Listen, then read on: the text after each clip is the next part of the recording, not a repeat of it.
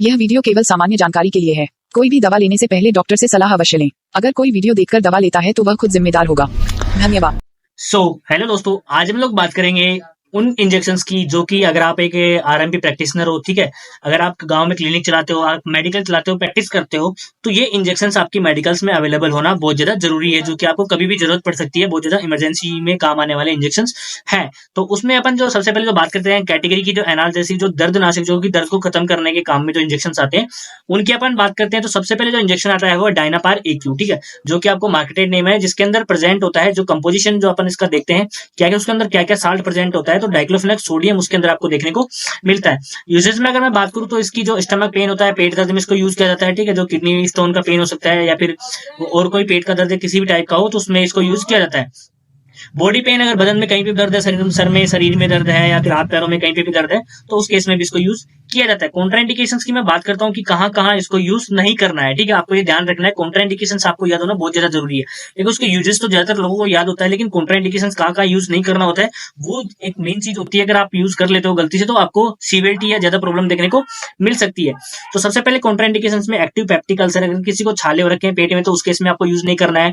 Third trimester pregnancy, pregnancy का अगर जो लास्ट के 3 महीने चल रहे हैं, मतलब कि प्रेगनेंसी अगर 6 महीने से ज्यादा हो गई है, तो उस केस में आपको यूज नहीं करना है। अदरवाइज क्या हो सकता है, प्रेगनेंसी के अंदर कॉन्ट्रैक्शन हो सकता है और भी ज्यादा प्रॉब्लम अपने को देखने को मिल सकती है, ठीक है। उसके बाद में जो कैटेगरी आती है एनाल्जेसिक, ठीक है, उसके अंदर जो सेकंड नंबर पे जो इंजेक्शन आता है उसका नाम है स्पास्मोनोरम, ठीक है, जो कि एक मार्केटेड नेम है।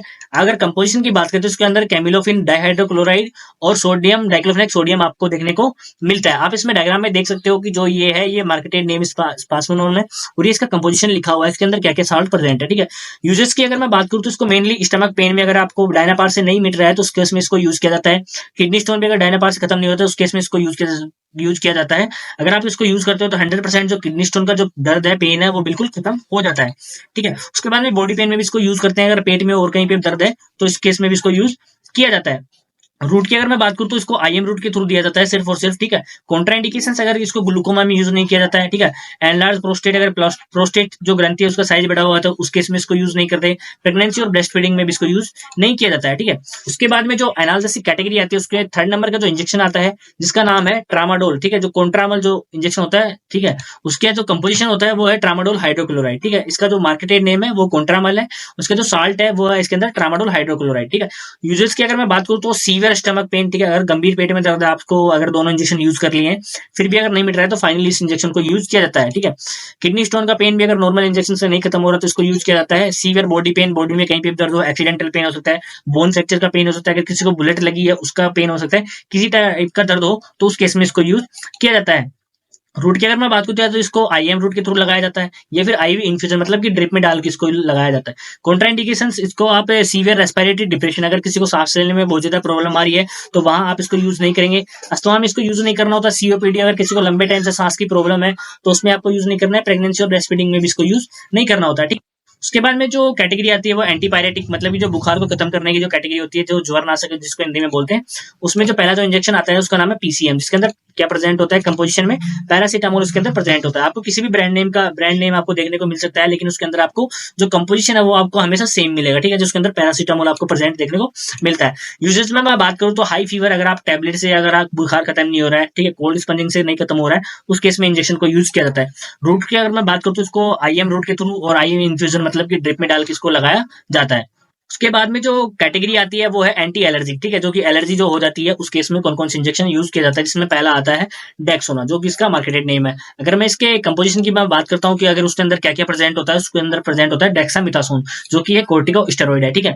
यूजेस की अपन बात करते हैं जिसको एलर्जी में यूज किया जाता है, ठीक है। उसके बाद में जो रूमेटॉइड आर्थराइटिस जो होता है, जोड़ों का जो दर्द होता है, उस केस में इसको यूज किया जाता है। एलर्जी किसी भी टाइप की हो सकती है, ड्रग एलर्जी हो सकती है, आपको स्किन एलर्जी हो सकती है, ठीक है। अगर आपके फूड एलर्जी हो सकती है, आप कहीं खेत में काम करने जा रहे हो उस वजह से आपको खुजली वगैरह चल रही है तो उस केस में इसको यूज किया जाता है, ठीक है। अस्थमा के केस में इसको यूज किया जाता है। सांस लेने में अगर ज्यादा प्रॉब्लम आ रही है तो उस केस में भी इसको यूज करते हैं। इसको आईएम और आईवी रूट दोनों रूट्स के थ्रू इसको यूज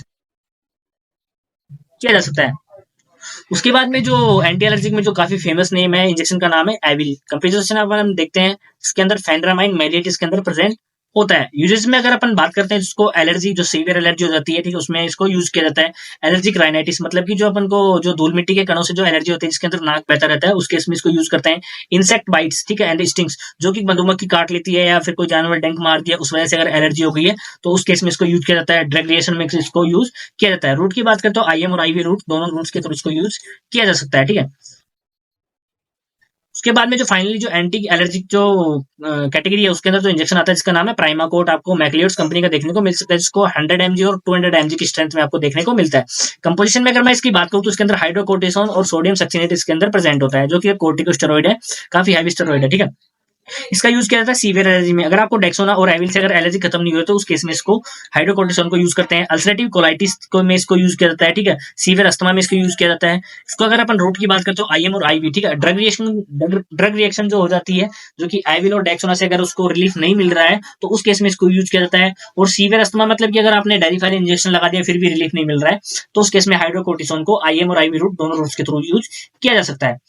उसके बाद में जो नेक्स्ट कैटेगरी आती है वो स्टॉप ब्लीडिंग, ठीक है। जो ब्लीडिंग जो हो रही है, ठीक है, जो खून बह रहा है, उसको रोकने के लिए कौन कौन से इंजेक्शन यूज किए जाते हैं, जिसमें पहला आता है इंजेक्शन ट्रेनेक्सा, उसके अंदर प्रेजेंट होता है ट्रेनेक्सामिक एसिड, ठीक है।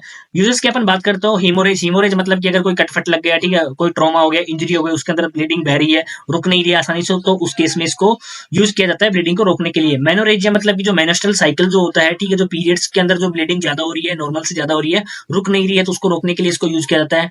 पोस्ट ऑपरेटिव ब्लीडिंग मतलब कि ऑपरेशन के बाद में जो ब्लीडिंग होती है उसको रोकने के लिए। एपिस्टैक्सिस मतलब जो नाक से जो ब्लीडिंग होती है, जिसको नक्सीर अपन बोलते हैं, गर्मी में अपने को बहुत ज्यादा देखने को मिलता है, उसके लिए यूज किया जाता है। रूट की अगर बात करते हैं, इसको आईवी रूट के थ्रू ही यूज किया जाता है। इसके अगर मैं कॉन्ट्राइंडिकेशंस की मैं बात करूं तो इंट्रावेस्कुलर क्लोटिंग, जो वेसिकल्स में अगर क्लोटिंग है तो आप उसको यूज नहीं करेंगे। सब एरेक्नोइड हेमोरेज मतलब कि जो ब्रेन जो होता है और ब्रेन की जो कवरिंग होती है, उसके मिड में अगर जो ब्लीडिंग हो रही है तो उस केस में भी आप इसको यूज नहीं करेंगे, ठीक है। उसके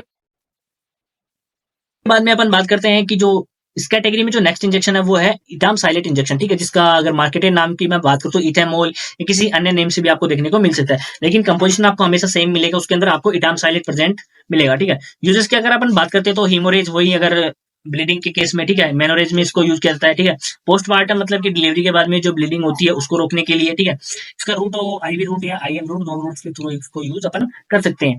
कॉन्ट्राइंडिकेशन डीप वेन थ्रोम्बोसिस, अगर जो डीप वेन्स जो होती है उसके डीप में अंदर में, मतलब कि अगर लेग जो अपनी जो पैर होते हैं उनमें अगर वेन्स के अंदर थक्का बना हुआ है, ब्लड जमा हुआ है, तो उस केस में इसको यूज नहीं करते हैं, ठीक है। पोरफायरिया मतलब कि पोरफीरिया एक जो कि हीमोग्लोबिन की जो डिजीज होती है, आरसीबी की डिजीज जो होती है, उस केस में भी इसको यूज नहीं किया जाता है। उसके बाद में जो नेक्स्ट जो कैटेगरी जो आती है, नेक्स्ट कैटेगरी है गैस्ट्राइटिस, ठीक है, जो कि गैस्ट्रिक प्रॉब्लम्स के अंदर यूज की जाती है। इंजेक्शन का नाम है पेंटोप, उसका कंपोजिशन में देखते हैं उसके अंदर प्रेजेंट होता है पेंटाप्राजोल सोडियम, ठीक है। आपको नेम यहाँ पे मार्केटेड नेम कोई भी देखने को मिल सकता है, लेकिन कंपोजिशन आपको किसी भी ब्रांड का हो, आपको कंपोजिशन हमेशा सेम मिलेगा। किसी भी ब्रांड के नाम के अंदर आपको पेंटाप्राजोल सोडियम ही देखने को मिलता है। उसके सोल्ट की अगर अपन बात करते हो, यूजर्स की बात करते हैं तो जीईआरडी जो गैस्ट्रिक इसोफेगल रिफ्लक्स डिजीज जो होती है, जिसके अंदर एसिडिटी का प्रोडक्शन बहुत ज्यादा होता है, जिसकी वजह से पेट में जलन होती है, गले में जलन होती है, उस केस में इसको यूज किया जाता है। पैप्टिक अल्सर जो पेट के छाले होते हैं उसमें, जोलिंगर एलिसन सिंड्रोम मतलब कि अगर पेट के अंदर कोई ट्यूमर बनी हुई है जिसकी वजह से बहुत ज्यादा एसिड प्रोडक्शन हो रहा है, तो उस केस में इसको यूज किया जाता है।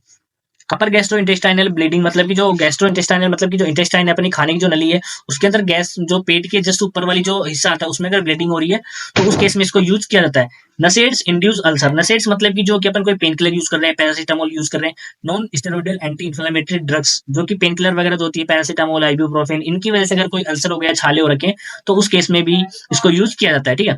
रूट की बात करूँ तो उसको ओनली आईवी रूट के थ्रू ही दिया जाता है, ठीक है। इसको कॉन्ट्राइंडिकेशन की मैं बात करूँ कि कब कब आपको यूज नहीं करना है, तो आपको इसको कीटोकोनाजोल, इट्राकोनाजोल जो टैबलेट्स होती हैं, ठीक है, या फिर जो एडजेनाविर जो टैबलेट होती है उसके साथ में आपको नहीं देना है, क्योंकि जो ये जो टैबलेट्स होती है इनको एक स्पेसिफिक पीएच चाहिए होती है काम करने के लिए, ठीक है, मतलब कि इसको बॉडी में काम करने के लिए, अपना इफेक्ट दिखाने के लिए। अगर उसको स्पेसिफिक पीएच नहीं मिलेगी, अगर आप उसको पेंटोप लगाएंगे तो पीएच बढ़ जाएगी, जिसकी वजह से ये इजीली काम नहीं कर पाएंगे। तो उस केस में अगर आप कीटोकोनाजोल दे रहे हो, इट्राकोनाजोल दे रहे हो पेशेंट को, तो उस केस में आपको पेंटाप्राजोल का यूज नहीं करना है, ठीक है।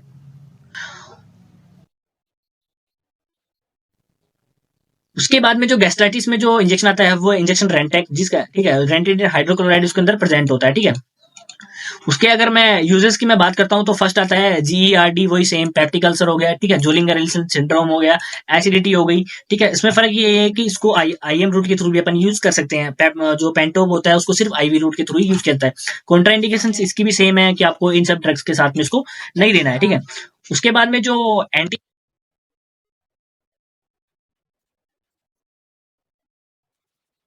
इमेटिक्स जो आती हैं, ठीक है, मतलब कि जो वॉमिटिंग हो रही है, उल्टी जो हो रही है, उसको रोकने के लिए जो ड्रग्स आती है वो एंटी एमेटिक कैटेगरी में आती है, जिसमें सबसे पहले इंजेक्शन आता है एमसेट, ठीक है। इंजेक्शन के अंदर प्रेजेंट होता है ओंडेनसेट्रोन हाइड्रोक्लोराइड। उसके यूजेस की मैं बात करूँ तो जो नोजिया, बेचैनी, वॉमिटिंग मतलब उल्टी हो रही है, उसको रोकने के लिए इसको आईवी और आईएम रूट के थ्रू यूज किया जाता है। कॉन्ट्राइंडिकेशन मतलब आपको इसको एपोमोर्फिन के साथ यूज नहीं करना होता है, अदरवाइज उसकी बीपी अचानक से डाउन हो सकती है और लॉस ऑफ कॉन्शियसनेस मतलब कि पेशेंट बेहोश भी हो सकता है। तो आपको ये चीजें ध्यान रखनी है कि कब कब आपको यूज इंजेक्शन को नहीं करना होता है। सेकंड कैटेगरी आती है डायूरेटिक्स, ठीक है, जो कि यूरिन का प्रोडक्शन जो बढ़ाती है, मतलब कि जो पेशाब जो अगर किसी को नहीं लग रही है तो उसको पेशाब की मात्रा ज्यादा हो जाती है, ठीक है, बार बार उसको पेशाब लगती है, ठीक है। तो इंजेक्शन लेसिक्स जो उसका ब्रांड नेम है, ठीक है, जिसके अंदर आपको प्रेजेंट जो होता है साल्ट नेम, आपको कहीं पे फ्यूरोसेमाइड देखने को मिलता है, ठीक है, कहीं पे आपको फ्रूसेमाइड देखने को मिल सकता है। तो दोनों चीजें सेम ही होती है, ठीक है। उसके बाद में अगर मैं इसके यूजेस की बात करूँ तो एडेमा मतलब कि जो स्वेलिंग होती है, कहीं पे पानी भर गया है, ठीक है, बॉडी के अंदर, तो उसको कम करने के लिए, ठीक है। हाइपरटेंशन जो बीपी हाई हो जाती है उसके अंदर इसको यूज किया जाता है, क्योंकि अगर ये यूरिन का प्रोडक्शन बढ़ाएगी बॉडी के अंदर से, जो पानी का जो प्रोडक्शन है, पानी जो बाहर निकलेगा उस वजह से क्या होती है, बीपी डाउन हो जाती है। तो उस केस में इसको यूज किया जाता है। रूट की अगर मैं बात करूँ तो इसको आईवी और आईएम दोनों रूट के थ्रू दिया जा सकता है, ठीक है। कॉन्ट्राइंडिकेशन इसको एन यूरिया मतलब आपको यूरिन का प्रोडक्शन बिल्कुल भी नहीं हो रहा है, बिल्कुल भी यूरिन नहीं बन रहा है, तो उस केस में इसको यूज नहीं करते हैं। हाइपोटेंशन अगर बीपी लो की कंडीशन है और फिर भी अपन इसको यूज करें तो बीपी और भी ज्यादा लो हो जाएगी, तो इन दोनों केसेस में आपको इसको यूज नहीं करना होता है, ठीक है।